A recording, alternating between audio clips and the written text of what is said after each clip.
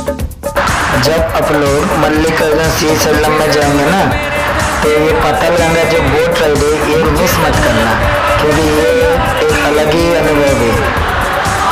और ये boat ride का टाइमिंग है सुबह 9 बजे से लेकर 11 बजे तक ही इसका बुकिंग रहता है। उसके बाद क्या है कि 11 बजे इसका बोट छोड़ देता है, जो घुमाकर आपको 3 बजे उसी पातालगंगा का जगह पर लेके आ जाएंगे। चले जो उसको